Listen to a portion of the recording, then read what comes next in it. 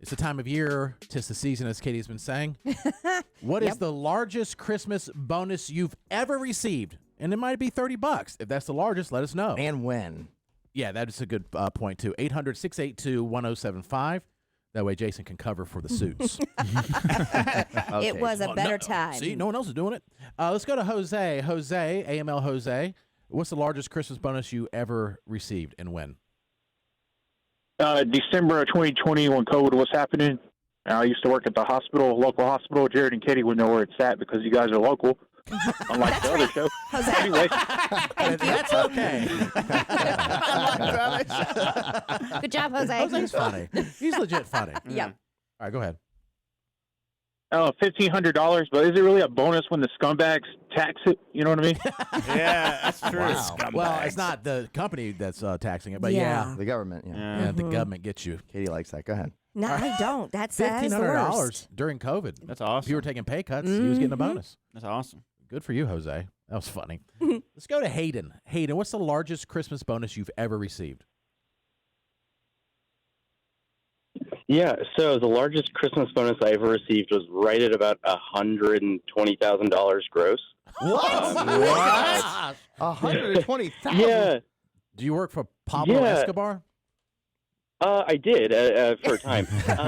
No, I worked in tech in Lehi, Utah.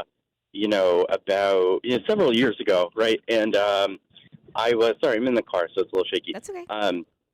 Worked in tech, and I was about 23, 24 when my first child was born. He ended up, developing brain cancer, and it was really hard, so hard.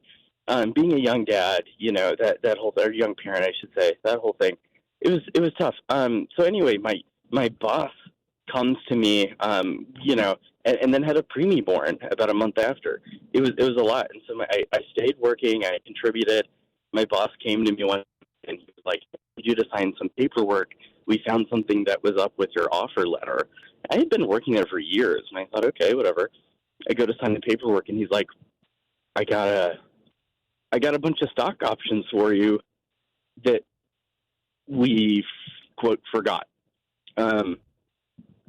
And so I ended up being able to cash those out pretty much immediately. They were, vested and everything. And, we were getting treatment at Primary Children's, Jared, I'm sure you're familiar. And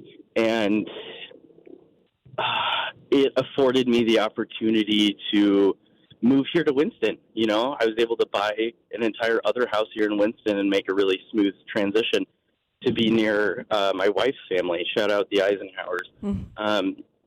And we're thriving. That's great. It just goes to show, money doesn't make everything, but it can sure help. Sure. Now, so I'm assuming you're LDS. You remember the same church? Yeah. In a past life, yes. Oh. And was so Lehigh, Utah? It's like 99%. Do you hear Jerry? He goes, like a judgmental. Yeah. Oh, fine. That's what it said.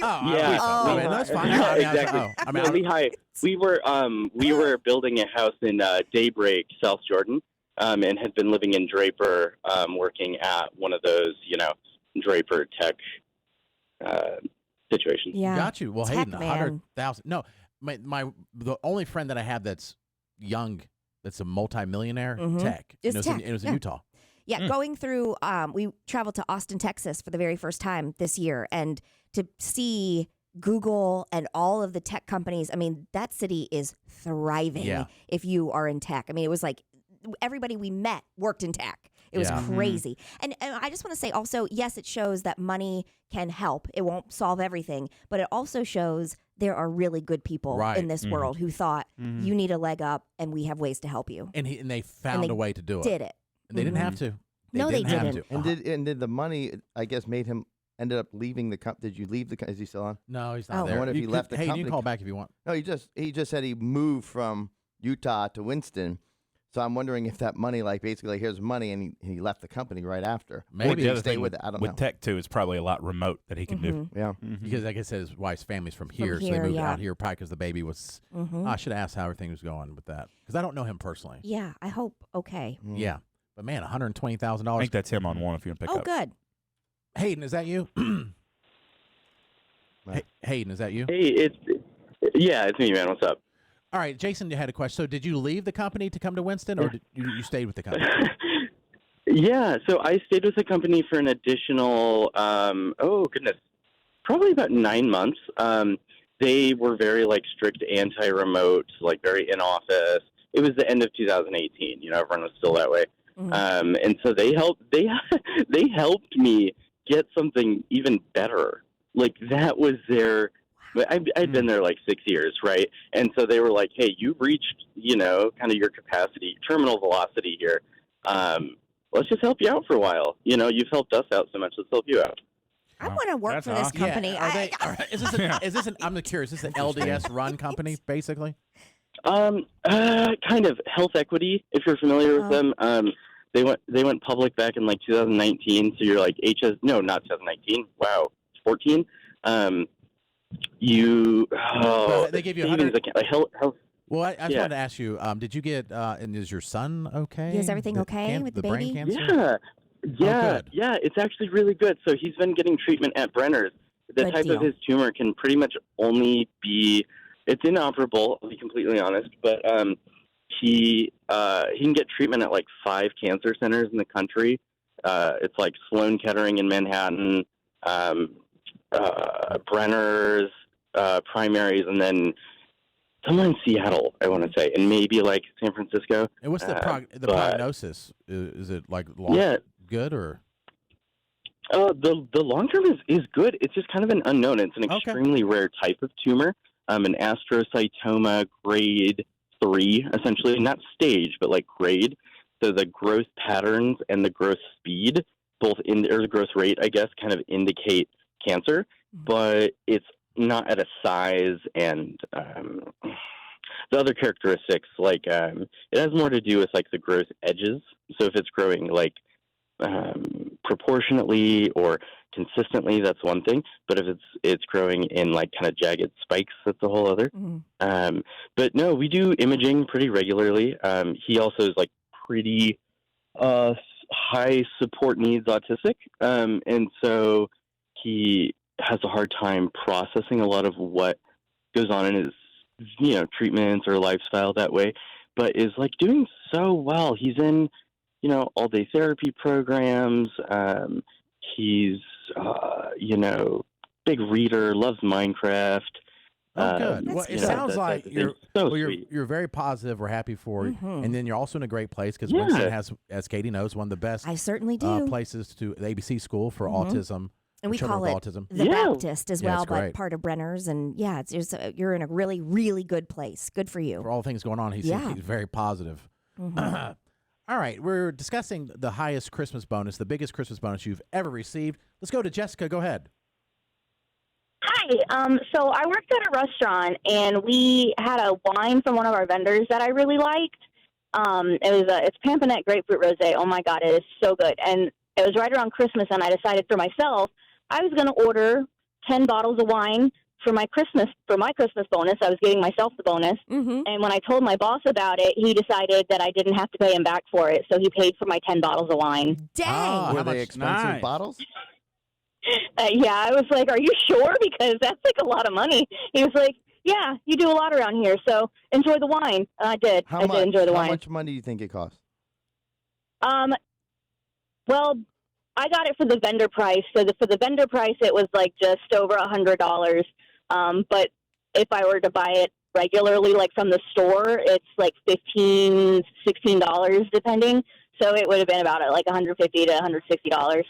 Yeah, I'm curious why you just chose 10 bottles as opposed to the full case. I mean, for 2 more, should have just thrown 2 more in there. Oh, is that a case? Yeah. That's funny. Yeah, in that case. I think 12 bottles was the case. Yeah. But I was ordering wine from the vendor, and I only needed 2 bottles of one wine, and so I was like, well, I might as well just make it a case and get myself wine. Gotcha. So I had to order a certain amount, and I was like, well, I'll make the amount and order myself wine. Yeah, good for you. I was like, Merry Christmas, me. Yeah. And then my boss was like, yeah, you're good. I was like, wait, are you sure? And he was, yeah. That's nice. I heard recently somebody was telling me about a kind of not really a Christmas, but kind of instead of not a Christmas bonus, but we're going to do a Christmas party. Okay. and it's at a restaurant, a nice restaurant, and you and your spouse can come. Mm-hmm. They're like, oh, cool, that's nice. And then they got an email later like, scratch that, the spouse can't come, and it's like at a chain restaurant. They're like, that is Oh. nice. Like it's like you can't go backwards. Yeah, right. Like that's fine if that's what it was, but like now your spouse can't even come. It's fine to odd. maybe the day before say, hey, by the way, please, last minute, bring those spouses. Right. Not taketh away. Yeah. Yeah. Yeah. Like we're not going to pay for your spouse, and basically your spouses aren't coming. And Yeah. then it's like, and then this fancy restaurant ended up being a chain. If I don't want to say which one it is because it's not their fault. It's a chain restaurant that no one would think is fancy. Yeah. So you're like, someone oversold it. They overpromised and really underdelivered. Yeah. So- Every year I say to my husband, so like you having a Christmas party this year? And he's like, yeah. You know, and it typically coincides with something else that we do every year. And so then this year I said, are you having a Christmas party? And he was, yeah, but it's like spouses aren't invited. I said, oh, really? Because they tacked it onto our meeting. They have really? a monthly meeting that they No. have to attend. And so then now the Christmas party is not an event by itself. It's you have the meeting and we're going to have a Christmas party and then you can go home. Oh, have fun in your meeting. Yeah. Yeah. It's kind of a bummer, but yeah. you know. Yeah. It seemed like more and more companies are going away from that, and it's not. I don't think it's good for morale. No, I think it's bad for I don't either. Well, I really think don't. COVID messed it up a little. I think it started before COVID. I do think it started before COVID. COVID didn't help. No, At all. But and people always get so nervous, like, oh, you're going to embarrass yourself at the Christmas party and it's a liability, blah, blah, blah. But I think the morale is so much more important than maybe that one-off instance that could happen. And I love Yeah. the one-off Yeah, I instance. know, we it's so do, entertaining. for sure. But it's just like, I don't know, you get to spend time with your coworkers. Maybe you don't want to spend any more time with them, but I think it just helps. No, I think it's You know? And then I think the worst Christmas bonus I ever heard. I had a friend of mine that worked for like a Fortune 500 company, and he met all the metrics, and they gave him a salad bowl for his bonus. He thought he was going to get like salad thousands bowl? of dollars, and he was like, I'd rather not gotten anything. Oh. It was so insulting. Do you know what I would take over that? Honest to God, the Jelly of the Month Club. I would think that was a better present than a salad bowl. Yeah, speaking of jelly of the month, Salad bowl. yeah, salad bowl. And he was like, this doesn't even make sense. Did you get the tossing utensils no, to go along with just the salad like bowl? a ceramic salad bowl. Huh. So every time we saw it, we're like, nice bonus there, bud. He was like, I'm so, he almost wanted to throw it in the trash.